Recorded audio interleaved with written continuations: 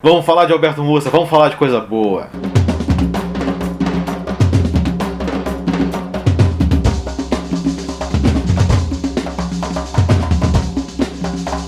Livro de hoje, A Hipótese Humana, Alberto Mussa, o quarto livro do Alberto Mussa que eu tô lendo esse ano.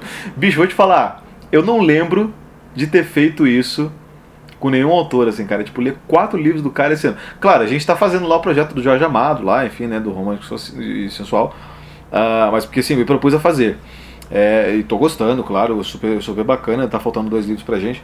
Agora, cara, eu descobri esse cara esse ano e eu não consigo parar de ler, bicho. Eu não consigo parar de ler. Então vamos lá, vamos ao livro. Esse livro aqui, A Hipótese Humana, foi o penúltimo livro que o Alberto Mussa escreveu do Compêndio Mítico do Rio de Janeiro, que são essa quintologia de romances, vamos dizer assim, históricos policiais, que se passam na cidade do Rio de Janeiro, né? Então sempre é um crime diferente que acontece num século diferente do Rio. Então esse aqui especificamente é o crime do século XIX. Ele acontece em 1854 na região do Catumbi, no centro do Rio de Janeiro, onde tem um cemitério lá de São Francisco de Paula e tal. Então, para quem já conhece aquela região, é muito interessante ver como é que ela era na ocasião. Então, já me começa ganhando disso daí, assim, porque sempre na introdução, o Mussa ele faz uma breve apresentaçãozinha explicando o livro, fala assim, vamos a ele e tal. E aliás, acho que uma das coisas que eu acho mais deliciosas assim, de ler o Mussa é o jeito como ele te conduz. O cara pega pela mãozinha mesmo, assim, fala assim, vamos lá, vem cá comigo, vamos aqui que eu vou te mostrar o livro que eu fiz, né? E aí tem um mapa aqui da região do Catumbi para você entender o que está acontecendo geograficamente, um mapa da chácara onde acontece o crime e a planta baixa do andar da chácara. Então você tem esses dados aí para você ver. Então esse mapa aqui ele é importante pelo seguinte, ele tem um ciclo, na verdade é um pentágono que tem 5 pontos principais, e esses pontos principais eles ele abre partes do livro, cada parte do livro ele abre explicando a história de um desses pontos. Então tem aqui, sei lá, o Lago da Segunda-feira, tem a Ponte do Rio Comprido, tem a Cova da Onça, enfim, e cada uma delas, segundo Mussa, é uma calunga, né? Ou seja, é um lugar de mortos, né, para os índios e para os escravos do Brasil. O crime em questão é um crime que acontece numa chácara, né? E é uma mulher que estava com um amante e ela ouve uma gritaria, ela tá lá transando com o amante, pula lá, o cara pula a janela e tal, se escafede, e quando vê a mulher aparece morta, né? E aí o coronel chama lá um primo da mulher que morreu para investigar, sei lá, quem que é o amante, quem que é o assassino, alheio ao fato de que o cara que ele chamou para investigar, que é o primo da mulher, é o amante dela, mas não é um assassino. Então ele vai lá descobrir qual que é o caso, né? Porque ele não matou, né? Porque ela é achada com uma bufada na cara, né? Então ele vai lá investigar qual que é a do crime. E esse cara ele trabalha na polícia secreta do Rio de Janeiro, que é uma coisa que também é nova na época, assim, não começa a se instaurar alguns secretas na polícia do Rio, e a grande maioria deles são capoeiras, né? Esses caras que, enfim, né, fazem essas rodas de pernado, cara da malandragem da vida, enfim, que tipo, né, briga de navalha, aquela parada toda. E então boa parte do livro também é centrado nesse universo dos capoeiras, o que é super legal porque também é uma tradição que está muito enraizada na cultura do Rio de Janeiro. Inclusive o livro lá do Paulo Lins, lá Desde que o Samba é Samba, trata também amplamente desse assunto, só que no começo do século XX, né? Ainda fala dos capoeiras no começo do século XX, incorporado na figura do malandro.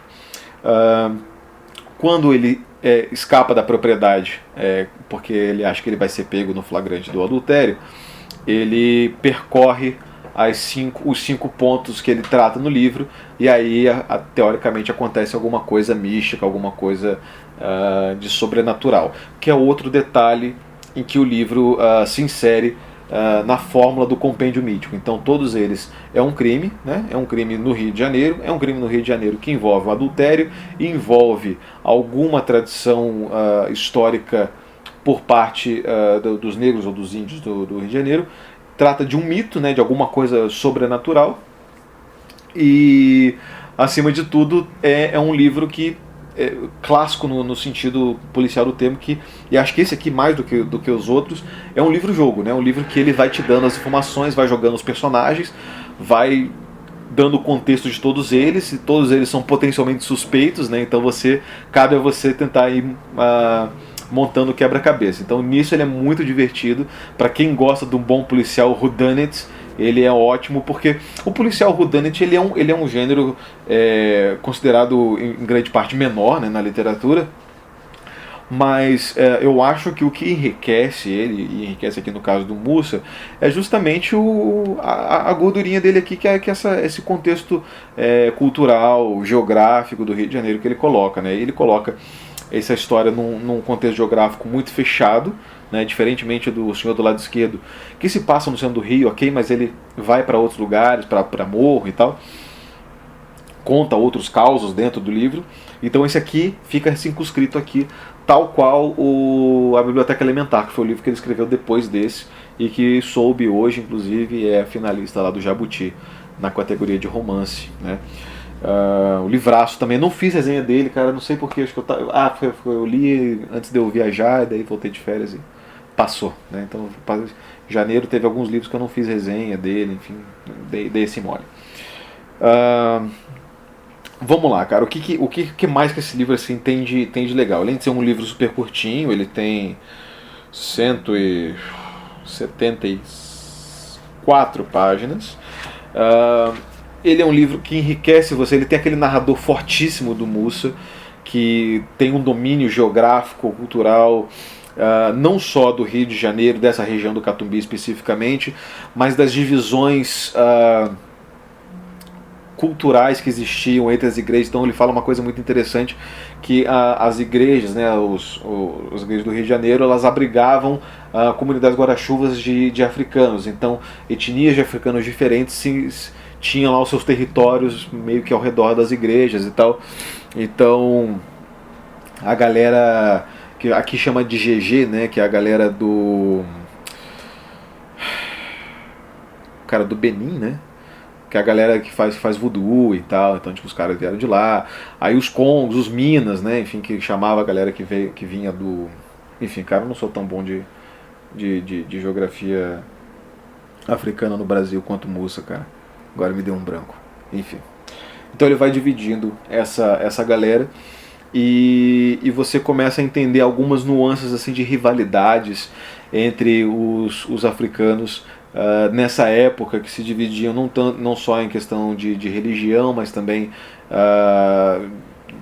questões assim, tipo, de hierarquias entre eles, enfim. Então os caras tipo, brigavam dentro da senzala por posições melhores e tal, aquela coisa clássica de várias organizações culturais, né? Quem dorme mais perto do banheiro é hierarquicamente inferior, aquela coisa do tipo. Eu achei o livro assim, divertidíssimo pra caramba. Ele compreende essa história dos capoeiras e tal, ele volta várias vezes nas mesmas cenas para reforçar, para paginar. Então ele volta e acrescenta mais um detalhe, e ele tipo, né, faz esse movimento de deslocamento temporal o tempo inteiro no livro. Ele é super dinâmico, nada enjoativo, e assim, eu sou suspeito para falar porque eu estou gostando do Mussa justamente por isso. É um livro que me descansa, é um livro que me relaxa, sabe? É um livro que tipo, eu leio entre, sei lá, umas leituras pesadas e outras, assim, é um livro que eu leio assim, tipo, e sabe, aquela coisa de autoindulgência, assim, cara, vem, tipo, pá.